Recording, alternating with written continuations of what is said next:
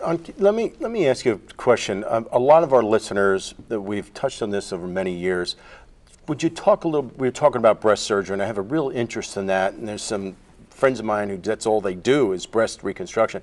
Talk a little bit to our listeners, sort of in a nuts and bolts fashion, Ankit, about the implantation, the saline versus some of these, the problems that were with some of these other implants.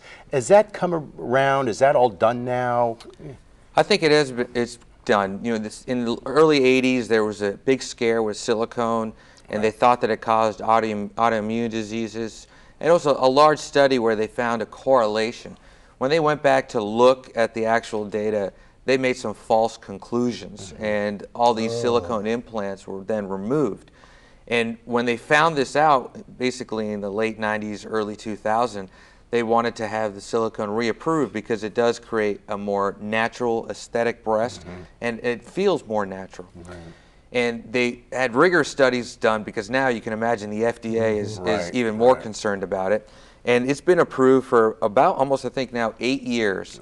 And now they've had 8-year post-FDA approval market study to ensure that it's continuing to be safe and does not cause autoimmune disease. Right, that was a big thing. Everybody had lupus. I'd get patients to come in that had lupus, and do I need to take my implants out? Do I need to take the gold out of my teeth? You know. Well, with respect to the some of the silicone implants that were leaking, I think that was one of the big problems. Has a lot of that been overcome? Have they changed the materials or the way it's constructed? Well, I think that the leaking silicone doesn't really cause the problem, but they have changed the material.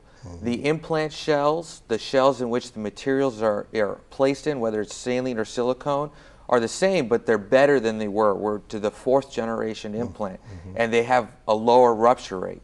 In addition, the silicone gel itself is what they call now cohesive gel.